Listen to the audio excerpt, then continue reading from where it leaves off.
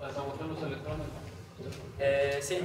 Lo que te inyectan, que se le conoce como contraste, que es una sustancia pesada, me parece, inyectan electrones y los electrones rebotan, y a partir del rebote de los electrones se forma la imagen. Ajá. Sí, la idea esencialmente es que los protones de hidrógeno tienen una propiedad que se le dice resonancia magnética nuclear. Y esta propiedad hace que si tú le inyectas energía de cierta manera a esos hidrógenos, ellos te van a regresar energía de distinta manera dependiendo de la densidad de protones que haya en el objeto que estás estudiando, ¿no? Entonces, en el caso de los tejidos, en particular el cerebro, hay mucha agua, ¿no? Todo lo vivo tiene agua, el cerebro también tiene agua, todos los tejidos tienen agua. Entonces, la resonancia te dice que, en general, te dice qué tanta agua hay en el cerebro a partir del fenómeno de la resonancia magnética nuclear. Entonces, la idea es que no se tienen sus protones de hidrógeno viviendo felices. Se pueden pensar como pequeños imanes. El fenómeno de resonancia magnética, imanes cuyo vector magnético está esparcido, ¿no? Cada quien está apuntando para donde quiere, porque pues, así es la vida, extraña, caótica. Y si tú tienes muchos imanes y tú le aplicas un campo magnético muy muy fuerte, lo que sucede es que cada uno de ellos se alinea. Entonces la flechita verde que está ahí, que tiene una B, es un campo magnético muy muy fuerte comparado con el de los protones. Entonces tú le aplicas ese campo magnético, se alinean y después tú los alineas para saber con qué estás trabajando, cuál es el vector de magnetización, sí, como normalizar de cierta manera tus datos. Y después inyectas energía, ¿no? Le mandas una onda de radiofrecuencia y dependiendo de qué tantos protones hay, va a ser la velocidad a la que obtienes de nuevo esa energía, ¿no? Más o menos. Y esa es la idea de resonancia magnética. ¿Por qué es muy chida la resonancia magnética? Porque no es invasiva, eso es muy bonito. No es ionizante, sí es radiación, pero no es ionizante. Entonces, a veces dicen que no es radiación, pero sí es radiación, solo que no es ionizante, entonces no es peligrosa, no causa cáncer, nada parecido. Y puedes ver cualquier parte del cuerpo, ¿no? Detalle pues, bastante bueno, ¿no? Pierna, cerebro, corazón, cualquier parte del cuerpo, tú puedes verlo gracias a la resonancia magnética. Desventajas, pues no funciona bien si tienes, pues, no sé, cosas quirúrgicas que no son compatibles con resonancia magnética, y bueno, también tiene sus detalles, pero tiene más cosas buenas. Eso es la resonancia magnética. ¿Qué es la resonancia? Las imágenes de resonancia magnética pesadas por difusión. Pues primero sus ventajas te dan más información, te dan imágenes más bonitas, más nítidas, más detalle y más información acerca del tejido, de la anatomía del cerebro. El principio físico en el que se basan hace que las características que tú puedes medir se basen más en la anatomía que en la función de los tejidos, ¿no? Entonces, estas imágenes se usan mucho para saber cómo está la estructura del cerebro, ¿no? La conectividad, la estructura, ese tipo de propiedades, más que la fisiología, la función, eso no hace mucho.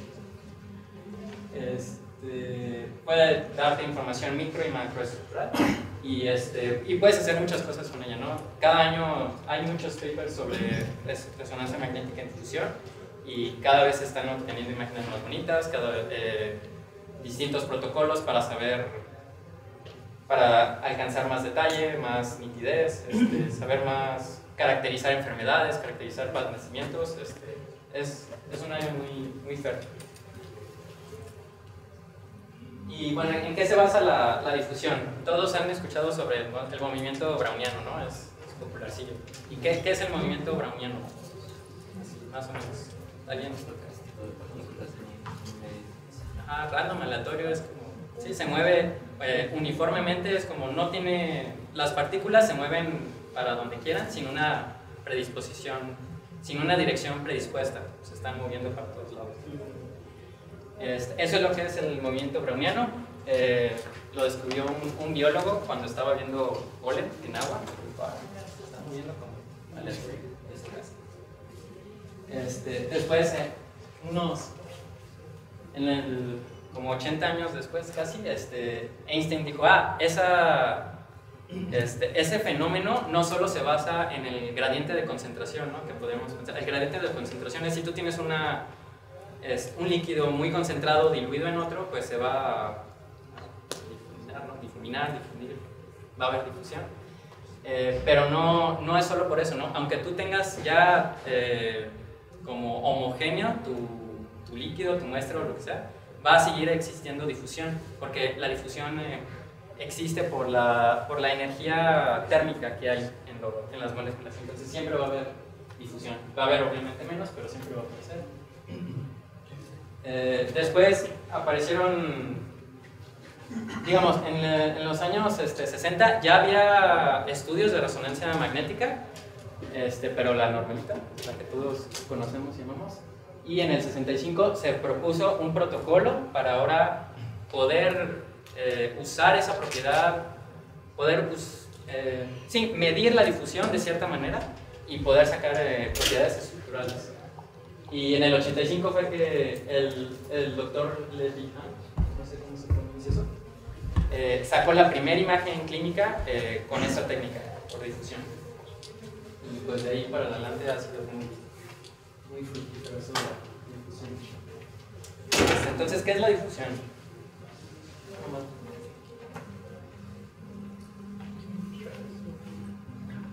No puede reproducirse aquí, pero bueno, por si alguien no se lo había imaginado también, pues difusión. Entonces, es movimiento a causa de la energía térmica de las partículas.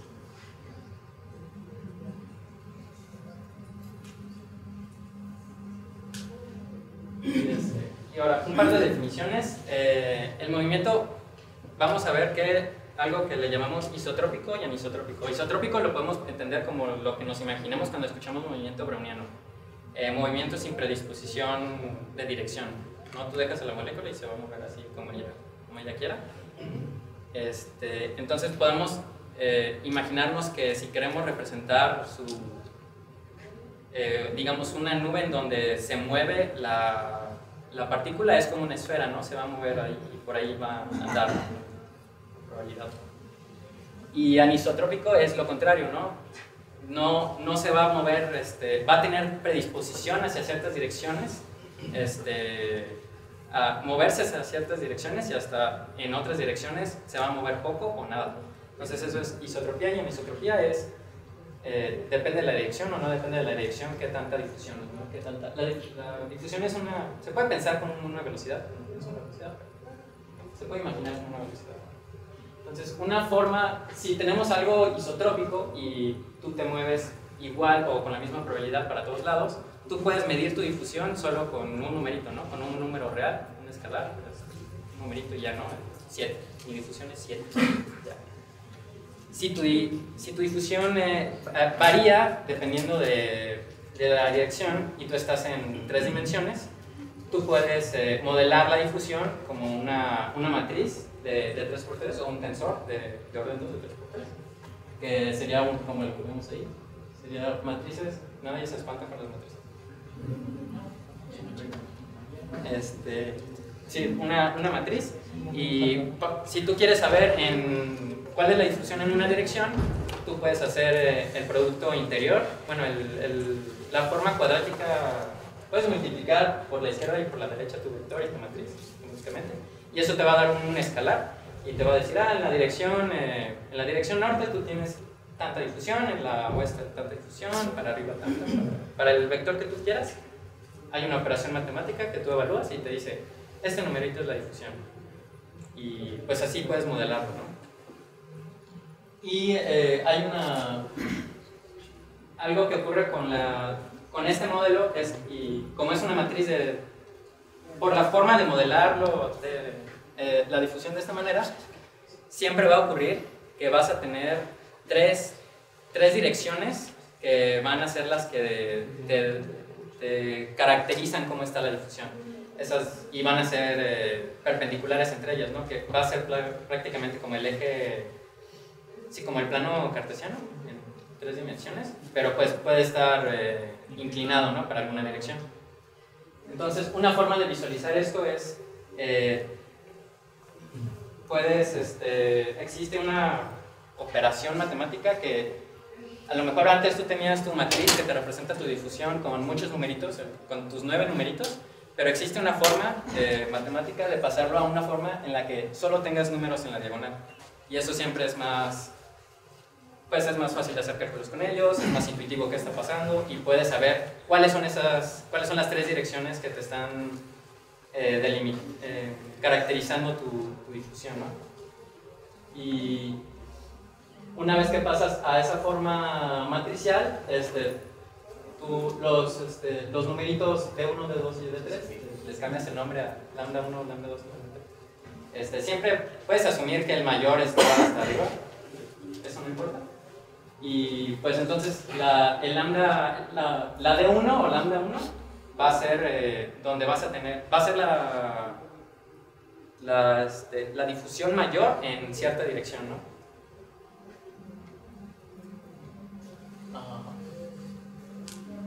Ok, eso es solo como el modelo matemático de la difusión.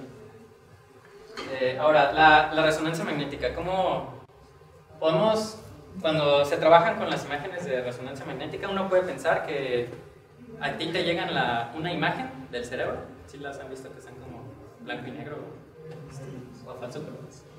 Y puedes pensar que cada píxel es como el valor de tu señal, ¿no? Y lo divides entre cierto valor, el S0 que está hasta arriba de la primera ecuación. Puedes pensar que está entre 0 y 1 si lo normalizas.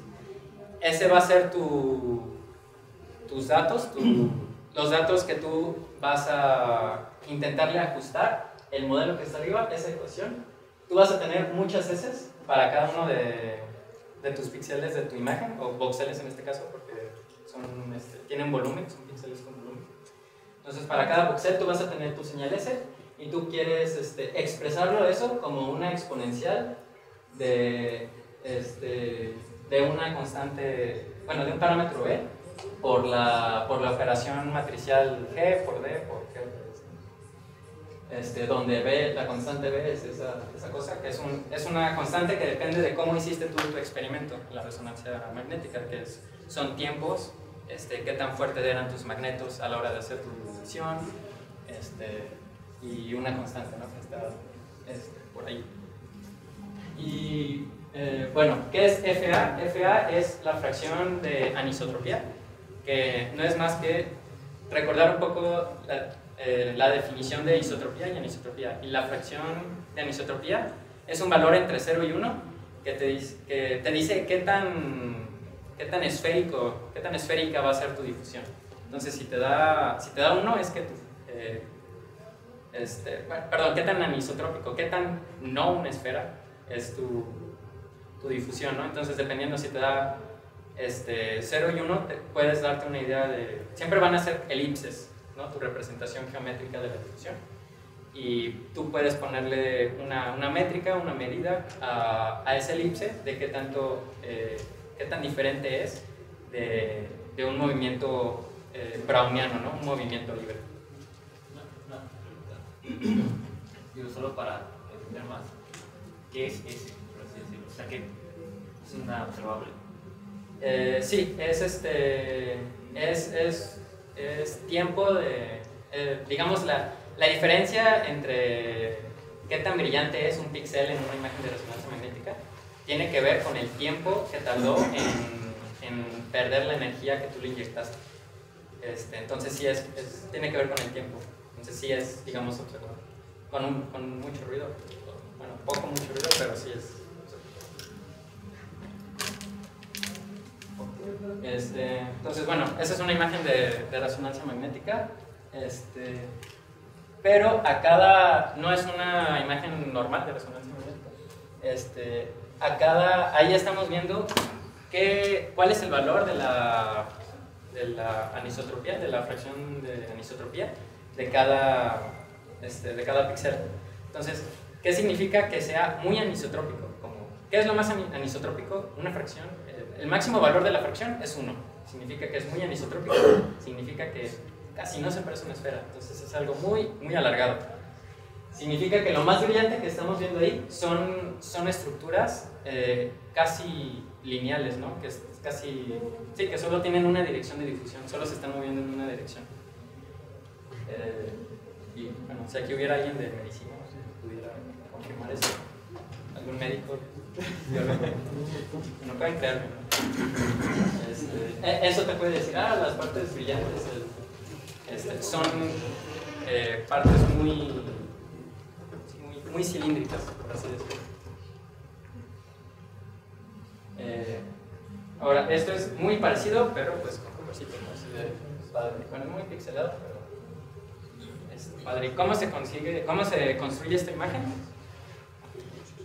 Si tú tienes bueno, es básicamente solo multiplicar por un vector de color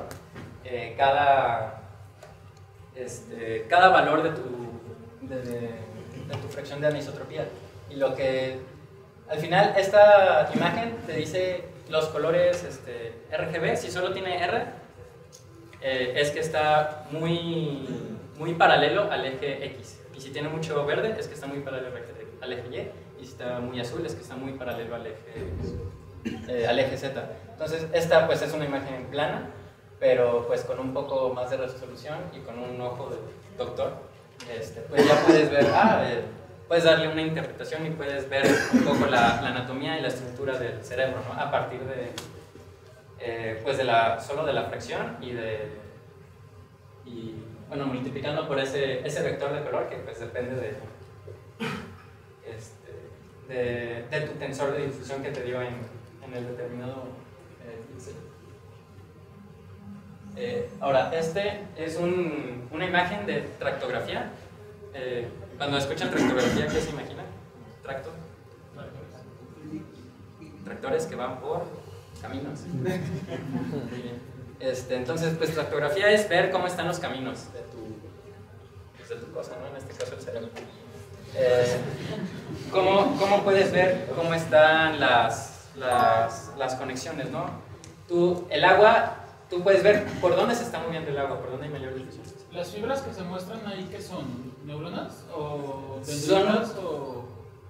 Serían una estimación de los axones, que son los axones. Ajá, pero una estimación burda. Sí, porque tiene la forma, pero como por ejemplo veo más en ciertas regiones que no, gracias, como decías tú, pues, los colores se concentran Sí. en ciertas regiones dependiendo de las funciones. Sí, de hecho algo que sucede es que las imágenes por difusión son más usadas en la materia blanca, que la materia blanca es como lo de dentro del cerebro. Y lo de adentro del cerebro está más formado por axones, que son las colitas por donde viajan los impulsos eléctricos para hacer la sinapsis. Que la materia gris está más formada por los somas.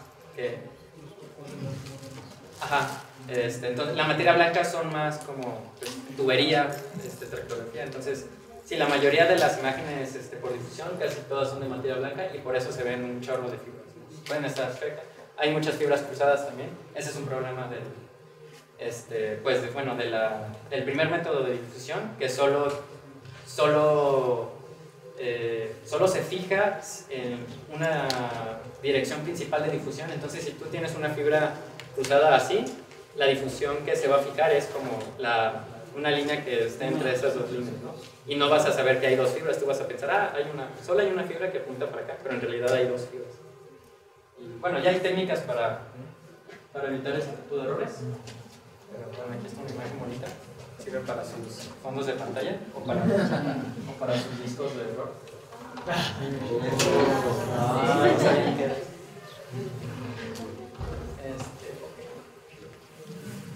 Y bueno, pues ¿qué es DiPy? Pues es una librería que tiene muchas funciones, muchos algoritmos para hacer análisis de este tipo de imágenes. Pues es de código abierto, está en GitHub. Sí, digamos, lo que buscan los desarrolladores de esta librería es que haya colaboración entre los usuarios, que haya, no sé, discusión entre los algoritmos, que si a ti se te ocurre un algoritmo chido, pues lo propongas y lo subes.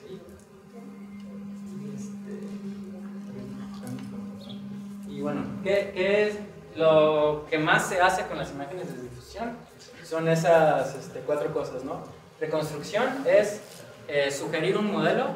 Tú tienes tus datos que tú mides con algún aparato. En este caso, tu resonador magnético mide resonancia magnética. Y tú quieres un modelo, ¿no? Una ecuación matemática o un modelo de otra forma que te permita no sé, simular pues los fenómenos que ocurren ahí, ¿no? Entonces eso es básicamente lo que es reconstrucción. Tracking es tractografía, como los ejemplos que ya habíamos visto antes. El registro es cuando estás haciendo estudios clínicos, tú haces muchísimas imágenes de resonancia magnética a diferentes sujetos, a veces en diferentes lugares. Entonces las imágenes planas de tu cerebro, bueno, de los cerebros, no siempre si tú quieres analizar caras y tomas muchas fotos a las caras, pues no siempre puedes analizar las narices, puede aparecer más arriba, más abajo, los ojos más juntos o menos juntos. Así también pasa con las estructuras del cerebro, no puedes que pues, tú tengas el cuerpo calloso más abajo que el otro, o que tú tengas tu materia gris más pequeña que el otro. Entonces el registro es tomar una imagen de una base, de un sujeto, y hacerle una transformación invertible, una transformación que se pueda deshacer para que puedas sobrecolocar las dos imágenes y hacer, si tú estás estudiando una parte específica del cerebro, como el cuerpo calloso o alguna parte de la materia blanca, tú puedes compararlas sin estar cayendo en, no sé, malas interpretaciones porque un sujeto tiene muy inflamada una parte o tiene una parte sino chueca, está feo, no sé, sino para normalizar todos tus datos. Eso es el registro. Y segmentación es para reconocer las partes, ¿no? Que tú le das la imagen y te diga, no, pues esto es el hemisferio derecho. Bueno, eso es fácil. Cosas médicas más difíciles, partes médicas más difíciles. De eso se encarga la segmentación. Ok, entonces, y bueno, traigo unos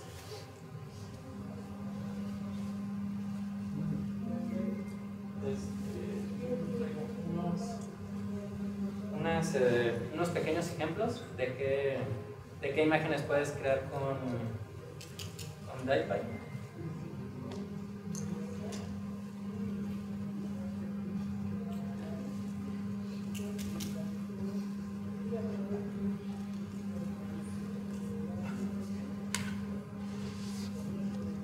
¿Sí ven más o menos? Puede ser control más.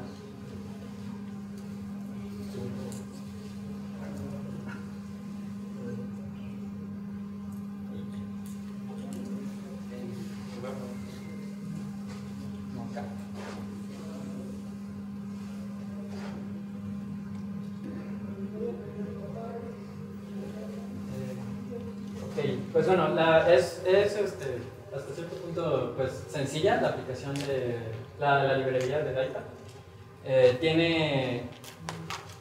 Usa una librería que se llama Nibabel, que sirve para leer y guardar volúmenes de imágenes médicas, en particular de resonancia magnética.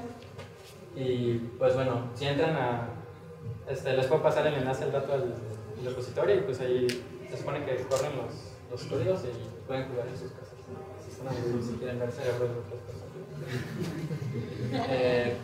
Pues solo como para aprender a leer y cargar archivos. Aquí están las instalaciones con Conda, con pip. Instrucciones. Cuando tú instalas DiPy ya te viene con con acceso a bases de datos, entonces tú solo ya tiene comandos que tú los llamas y ya te descarga los datos y te manda el formato de Nivabel, trae el volumen de tus imágenes y aparte pues como información, ¿no? Como metadata sobre los datos, ¿no? Pues sobre las mediciones en sí, ¿no? Qué resonador se usó, qué magnitudes, qué tiempos se usaron, qué magnitudes se usaron, todo eso.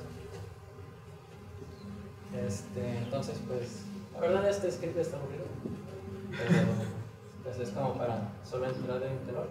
Entonces, pues sí, es básicamente usar las librerías auxiliares que son para leer y cargar los datos.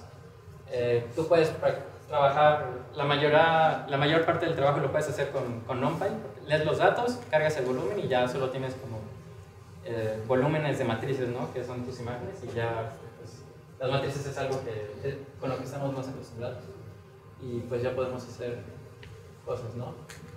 Y aquí por ejemplo de un volumen estamos leyendo la rebanada a la mitad y la primera imagen es una imagen pesada por difusión sin digamos nuestra imagen base, de hecho esa no está pesada por difusión, es solo una imagen de resonancia magnética normal y la de la izquierda es una imagen de resonancia pesada por difusión en la que se le aplica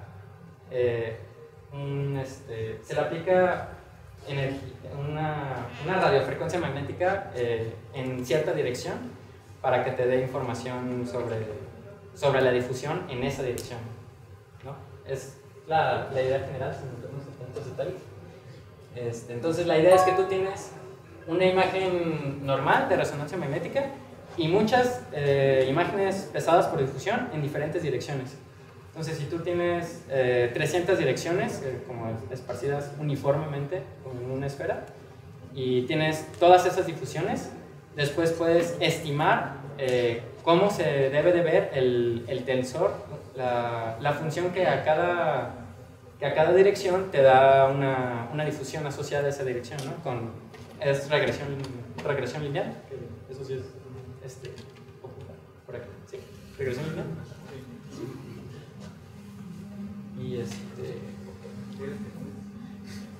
¿preguntas? Y puedes ver como ¿no? Además de los volúmenes de imágenes, puedes ver los datos como los valores B, la B que era muchas deltas y tiempos y cositas raras.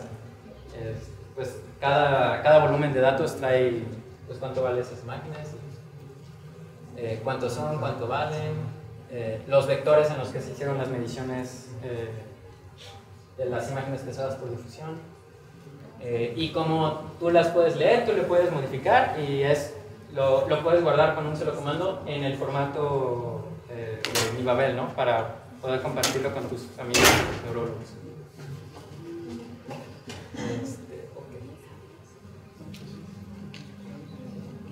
Y bueno, algo más interesante. Ahora, si ustedes tienen ya su bonche de imágenes, una imagen normal de resonancia magnética y muchas imágenes que tienen asociadas como muchas direcciones de difusión, ahora ustedes quieren construir la matriz que les prometieron, ¿no? La que les va a decir para cualquier dirección qué tanto se mueve el agua para poder hacer dibujos y portadas chidas.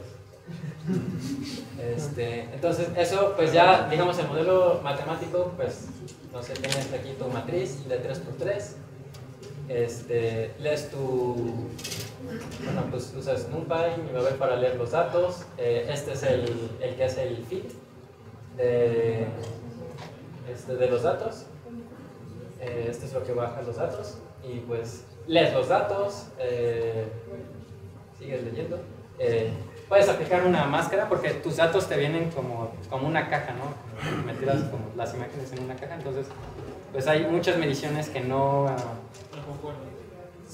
pues que son del aire, ¿no? Que está alrededor, ¿no? Porque te llegan imágenes cuadradas, entonces también hay métodos para aplicarle una máscara y que solo te quede o bien el cerebro o la pura materia blanca, o si tú tienes tus máscaras especial para cierta parte del cerebro, se lo puedes aplicar a los datos para que el ajuste para que solo se tarde en hacer el ajuste, que es lo tardado de este tipo de análisis, solo lo hagan las partes que te interesan. Aquí está aplicamos la máscara, hacemos el fit y una vez que ya le ajustamos el tensor de difusión, le ajustamos la matriz a esa matriz con álgebra lineal, que todos saben. ¿Alguna vez han escuchado del álgebra lineal? Con álgebra lineal le sacan los lambdas, los famosos lambdas, 1, 2 y 3. Con esos le calculan el FA, con esa fórmula que es muy fácil de programar en Python. Y ya pueden tener como su mapa, este es el mapa más chiquito, con menos resolución, de la anisotropía fraccional de una tajada, ¿no? De una rebanada de tus datos. Y pues lo guardas. Puedes guardarlo con el mismo formato, ¿no? Con el que lo leíste. Y pues bueno, hay otras estadísticas, ¿no? Como la difusión promedio, pues esto como es tiene sus momentos muestrales, porque es una variable aleatoria, entonces hay muchas estadísticas que le puedes sacar y que te da información estructural acerca del cerebro. Y bueno, si sacamos la anisotropía y se lo calculamos por el vector de color, por así decirlo, aquí tenemos la imagen a color que nos dice cuál es la dirección más sobresaliente, ¿no? La que rige la difusión. ¿Sí?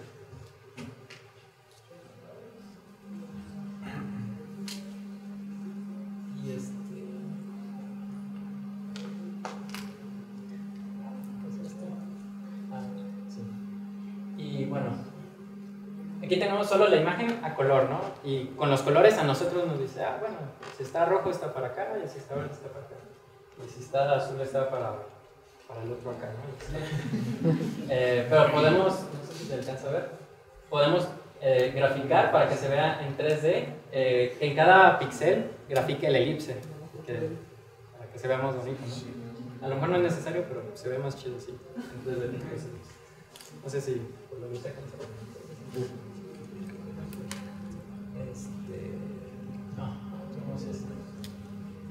Y bueno, se le puede calcular la función. Lo que tenemos arriba son elipses que te dice hacia dónde está la mayor difusión, ¿no? Hacia dónde está orientada la mayor difusión. Y esta es una especie como de función de probabilidad, es la función de orientación de las fibras, ¿no? Que parece una función de probabilidad que es un poco más abstracta, pero pues también se... Esa es una partecita. Y bueno, aquí una desventaja es lo que les mencionaba, ¿no? Que no distingue, no te va a saber decir cuando tengas fibras cruzadas, te va a decir que solo hay una fibra, o si hay dos fibras que hacen esto, que son tangentes en cierto sentido, también no va a saber distinguirlas, ¿no?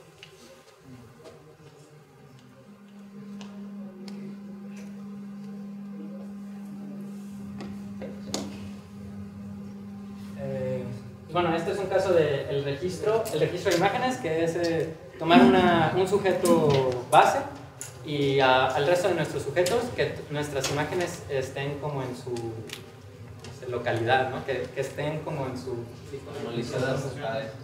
en su coordenada. Misma orientación. Sí, también. Entonces, no sé si han escuchado sobre las transformaciones afines. ¿Alguien? Sí. Sí. Bueno, una transformación afín es una transformación que no altera, que si tienes puntos colineales, no los enchueca, no los hace no colineales. Que te preserva cierta geometría y que la puedes deshacer. Si se la aplicas a tu imagen para hacer tu estudio, después existe una transformación inversa, una forma de deshacer eso que hiciste para que no pierdas información, ¿no? Entonces, un método de registro es con transformaciones afines. Vamos a hacerle transformación, pueden ser transformaciones lineales, rotaciones, achicamientos, escalamientos. Todas esas transformaciones que no alteran, digamos, de manera brutal la geometría de nuestros imágenes. Y pues con Dapper también se puede hacer eso. Pues el formato es más o menos igual. Tú pues cargas, bajas tus datos, las herramientas para hacer el registro, todos tipos de transformaciones. Y pues tú puedes hacer tus propias, tu propio método de registro. Uno puede hacer, por ejemplo, sacar el centro de masa de una imagen, que es como de un cuerpo, pero de la imagen. ¿Sí se lo imagina? No, yo no me lo imagino. ¿Qué es el centro de masa? ¿No? ¿Alguien? ¿Han escuchado del centro de masa? Sí, es donde mantiene algo el equilibrio básicamente de la distribución que tenga la masa. El centro de masa es si tú de alguna forma lo puedes equilibrar, en ese poner en un... no se va a caer hacia ningún lado porque se balancea. Eso es Entonces podríamos, en vez de pensar en la masa, pensar en el brillo. No. El centro de masa básicamente puedes, dependiendo de cómo esté tu estructura, el centro de masa te dice, se lo localizas. El centro de masa es como cómo se mueve en promedio toda tu distribución de masa. O puedes describir toda tu distribución de masa, el movimiento de toda tu distribución de masa a través de solo puntos. Sí, si tu objeto es muy complicado, mejor le calculas el centro de masa, esa es su posición y su masa, pues, su masa. Y ya no, en vez de pensar en todo el objeto. Entonces, si ahora en vez de pensar en la magnitud masa, pensamos en otra magnitud, que puede ser, por ejemplo, el brillo de la imagen, pues podemos construir algo parecido, ¿no? Entonces, con ese le puedes sacar, en este caso solo son dos imágenes, le puedes sacar el centro de masa o de brillo a las dos imágenes y ponerlos juntos, ¿no? Y eso intuitivamente es algo pues sencillo de implementar y eso debería de más o menos asemejar más a las imágenes. Y pues no sé qué tanto se alcanza a ver. La de la izquierda es la imagen base, la del medio es el acoplamiento, una es roja y otra es verde. Y la de la derecha pues es a la que le estás aplicando la transformación afín. Y bueno, no sé si alcancen a ver, en la imagen verde con rojo de hasta arriba sigue habiendo un desfase, ¿no? Ajá, el cerebro verde acaba más arriba. Entonces, bueno, ese intento de registro pues está un poco naive. Pero lo podemos usar para usar un método de registro que ya está implementado, pero como el registro, para registrar, ¿qué hacemos? Pues necesitamos saber qué tan parecidas son dos imágenes. Eso pues lo expresamos con una función y optimizamos, ¿no? Lo que hacemos todos los días. Y en muchos métodos son muy tardados y puede que necesite, para que acabes ese día o pronto, algún día, necesitas que le des un punto cercano, ¿no? Al óptimo. Entonces sirve hacer un registro un poco brusco, un poco tosco. Ese registro se lo pasas como condición inicial a tu método que encuentre un registro chido y pues no te tardas tanto, ¿no? Que empezar en todo el espacio de estados de tus posibilidades de registro. Entonces, una segunda transformación es usar el centro el registro que te dio el centro de masa y que solo fue básicamente una traslación, ¿no? Y usar esa transformación y ahora sí usar rotaciones, rotaciones,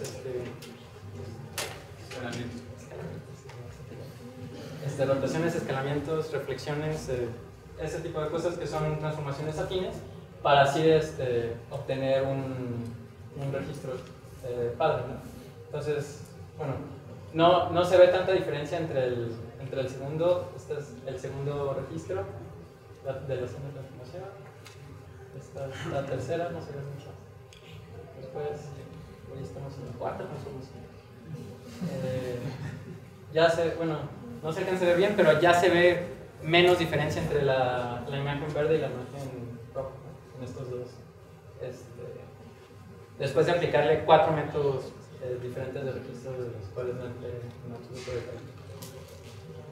Y ¿Cómo sabes qué métodos qué transformaciones aplican? pues supongo que los médicos tienen como ya un ojo de buen cubero en eso. Realmente, o sea, tú puedes decirle como, a ver, ahorita solo hazme rotaciones. Solo con rotaciones hazme un registro. Qué mono. Y sí, o sea, tú como humano, tú tienes ojo de, necesito hacer este tipo de transformaciones. A lo mejor el tamaño ya lo tienen, entonces no tengo que hacer entrenamiento, solo rotación porque ahí hicieron la imagen. Entonces, sí es un poco de tú estar viendo qué es lo que le hace falta y tú le puedes decir solo escalamiento o solo rotación o solo de un tipo o de todos, ¿no? Aunque va a poder un poco. Y eso es el registro. Y bueno, un poco para hacer Fast Fiber Tracking, que es tractografía. Igual leemos los datos, importamos un poco más de librerías para hacer nuestro fitting. Creamos la máscara para solo sacar el fitting el área que nos interesa.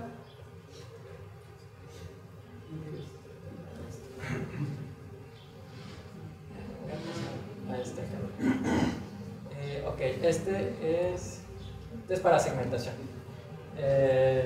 Esto no es con tensores no son imágenes cortadas por difusión, son imágenes de resonancia magnética, las viejitas. Pero pues también podemos hacer segmentación de imágenes.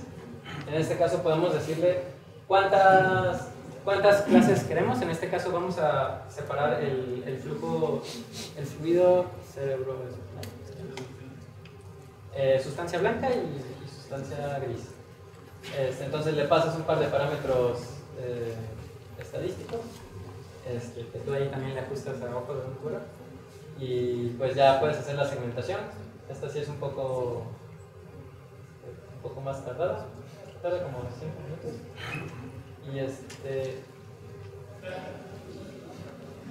Y te devuelve un mapa de las probabilidades a cada píxel. Le asigna como probabilidades de que pertenezca o no pertenezca, en este caso a tus 3 regiones de interés, ¿no? Entonces, no sé, la de acá es sustancia blanca, sustancia gris y no se alcanza a ver el líquido blanca, el medio es gris y blanca. ¿Cómo? Y la de acá no es líquido. Ajá, sí, líquido cefalo.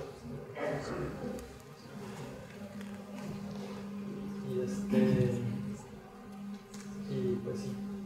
Y bueno, está en el enlace del repositorio, ahí está.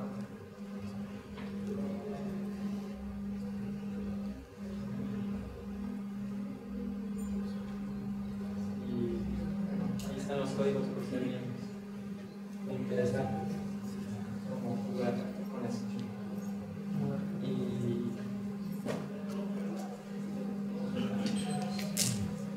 Bueno, un par de referencias, pues está la página de Lifehack, está chida. Una página que se llama MRI Questions, que tiene, te explica desde cero cómo funciona la resonancia magnética, está muy padre, es muy interesante la resonancia magnética. Esa página te explica de manera pues, sencilla y está muy interesante. Y bueno, ese artículo, ese sí está aburrido, más divertido es la página. Ya. ¿Tenemos alguna pregunta o algunas preguntas? Tenemos tiempo para 3.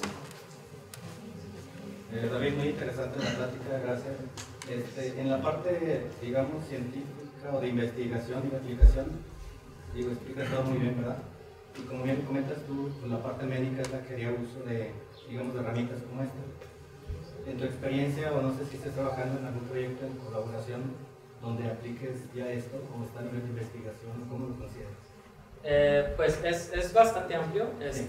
Digamos, por ejemplo, el problema de las fibras cruzadas es, ya hay muchos modelos ahorita que se encargan de trabajar con ese problema y se usan.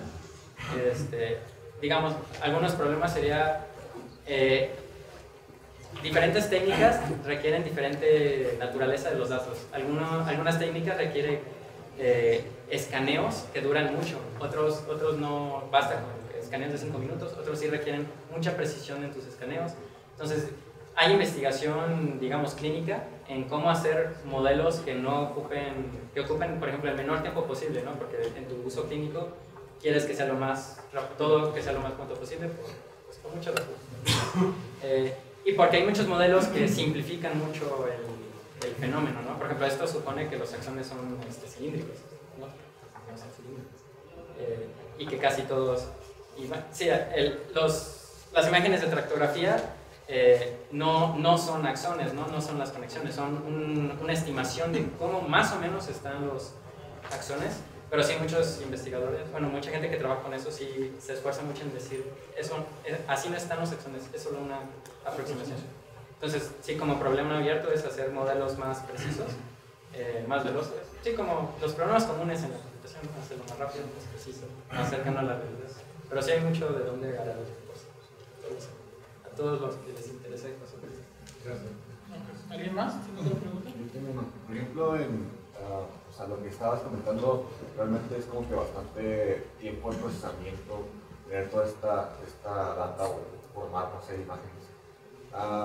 ¿Se está utilizando algún tipo de herramientas extras o third-parties, por ejemplo, Lambda de Amazon Services para poder generar así los tipos de ejecución algoritmos de una manera rápida? Yo no he trabajado con eso, pero tengo compañeros que, por ejemplo, sus proyectos son paralelizar ciertos algoritmos, ¿no? Que hay mucho, digamos, DAIPA es de un grupo de investigación, hay otros que se llaman, por ejemplo, Nodi, Camino, que se enfocan a la simulación de datos, a la estimación de modelos, y, por ejemplo, un compañero está trabajando en tomar uno de los algoritmos de esos proyectos y paralelizarlo. Entonces, y pues sí, no sé, ese se me ocurre que es de los proyectos que están encargándose de algo parecido. ¿Tenemos tiempo para una última pregunta? ¿Alguien? ¿Nadie? Bueno. La Universidad de Guadalajara, a través del Centro Universitario de Ciencias Económico-Administrativas Python México y Python Cabal, otorga la presente constancia a David Cortés Servien por su participación como ponente en la charla DAIPy analizando el cerebro a través de tensores de difusión con Python.